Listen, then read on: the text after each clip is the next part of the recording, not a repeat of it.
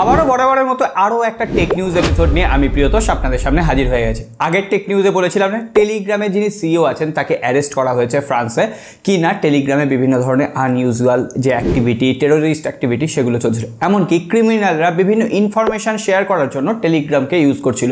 তারপরেই বিভিন্ন দেশে গুজব উঠেছে না টেলিগ্রামকে নাকি এবার সম্পূর্ণ বন্ধ করে দেওয়া হবে, ব্যান করে দেওয়া হবে।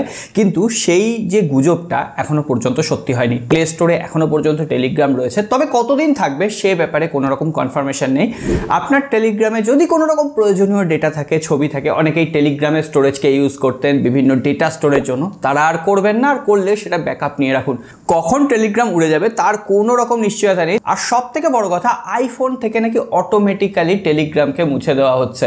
সো এটা বিভিন্নভাবে গুজব এসছে।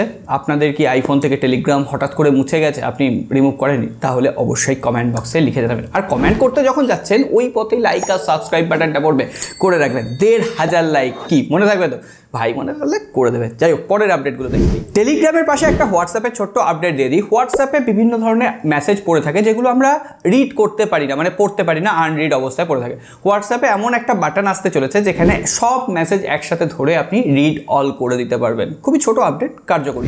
এত সমালোচনার পর অবশেষে মাত করে দিল গুগল রিসেন্টলি পিক্সেল 9 এবং পিক্সেল 9 প্রো এক্সেল এই সমস্ত স্মার্টফোনগুলো লঞ্চ করেছে। টেক নিউজে আপডেট দিয়েছি। কিন্তু আজকে গুগলের পিক্সেল 9 সিরিজের ডিএক্সও মার্কেট র্যাঙ্কিং চলে এসেছে। আর সেটা স্যামসাং এর S24 আলট্রা বলুন বা আইফোন 15 প্রো ম্যাক্স তাকে একদম ধুয়ে মুছে একাকার করে দিয়েছে। ডিএক্সও মার্কেট যে র্যাঙ্কিং তাতে 1 নম্বরে রয়েছে হুয়াই, দ্বিতীয় নম্বরে রয়েছে পিক্সেল 9 প্রো এক্সেল, তৃতীয়তে রয়েছে অনার, আর সব থেকে প্রথমে রয়েছে অ্যাপেলের যে ডিভাইসটা আইফোন 15 প্রো ম্যাক্স। সাথে S24 আলট্রা এই টপ 10 লিস্টেই নেই, তার জায়গায় পিক্সেল 9 রয়েছে, এমনকি পিক্সেল 8 প্রো রয়েছে। যদিও অনেকেই ডিএক্সও মার্ককে বিশ্বাস করেন না, ভাবেন যে তারা বিভিন্নভাবে প্রভাবিত হয়ে র্যাঙ্কিং করছেন। তো সেক্ষেত্রে এটা একটা জাস্ট উদাহরণ মাত্র।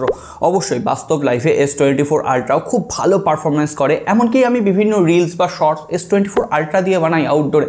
তো সেক্ষেত্রে স্যামসাং এর S24 আলট্রাকেও কিন্তু খারাপ বলার জায়গা নেই। তবে সব থেকে বড় কথা, পিক্সেল 9A যে ফোনটা, মানে যেটা কম দামে ফোন হবে, 40 থেকে 45 হাজার রুপি, বাংলাদেশে 55-60 হাজার টাকা, সেই ফোনটাও নাকি খুব তাড়াতাড়ি লঞ্চ করবে। অলরেডি ফোনটার ব্যাক প্যানেল কেমন দেখতে হচ্ছে সামনে চলে এসছে। মেটাল ফ্রেম বোঝাই যাচ্ছে, কারণ অ্যান্টেনা লাইন রয়েছে, পেছনে ব্যাক প্যানেলে গ্লাস বডি ডিজাইন রয়েছে, দেখতে ভালো লাগছে। আর এবার অন্তত 120 হার্জের রিফ্রেশ রেট থাকবে বলা হচ্ছে।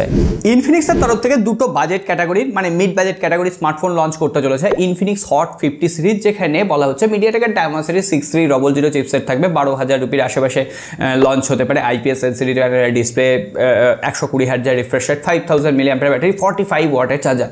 আর অন্যদিকে ইনফিনিক্স 040 4G এবং 040 5G ডিভাইস দুটো লঞ্চ করবে, যেটা 15,000 রুপির আশেপাশে লঞ্চ করবে। 4G যে ডিভাইসটা হবে সেখানে মিডিয়াটেকের হিলিও G100 প্রসেসর ব্যবহার করা হবে, একদম নতুন প্রসেসর। তবে হ্যাঁ, আজকের দিনে যখন 12 বা 13,000 বা 15,000 রুপি খরচ করা হচ্ছে, তখন আমার মনে হয় না 4G স্মার্টফোন নেওয়া উচিত। অবশ্যই 5G স্মার্টফোন নেওয়া উচিত, কারণ 5G যথেষ্ট ভালোভাবে এখন নেটওয়ার্ক দেয়। তো অবভিয়াসলি এখন ফোনটার ব্যাক প্যানেলের ছবি কেমন লাগছে জানাবেন। চিন্তা করা যায় রিয়েলমির পক্ষ থেকে আপকামিং 10টা ফোন বিভিন্ন সার্টিফিকেশন সেকশনে এনলিস্টেড হয়েছে। যদিও ডিভাইসগুলোর মডেল নাম্বার কত হবে এখনও পর্যন্ত কনফার্মেশন নেই। তবে হ্যাঁ, বেশ কিছু ডিভাইস সামনে এসছে, যেমন Realme Narzo 70 turbo 5G। Obviously এটা একটা মিড বাজেট সেন্ট্রিক স্মার্টফোন হবে, 20,000 রুপির আশেপাশে। মিডিয়াটেকের ডায়মন্ড 7300 এনার্জি চিপসেট থাকবে, 6.67 ইঞ্চির একটা অ্যামোলেড ডিসপ্লে, এছাড়াও 50 মেগাপিক্সেলের triple layer camera, 5000 mAh battery, 45 ওয়াটের চার্জার। তো দেখা যাক, এই ফোনটা সেপ্টেম্বর মাস নাগাদ হয়তো লঞ্চ করবে। এর সঙ্গে সঙ্গে চাইনিজ মার্কেটে রিয়েলমি GT7 সিরিজ লঞ্চ করবে।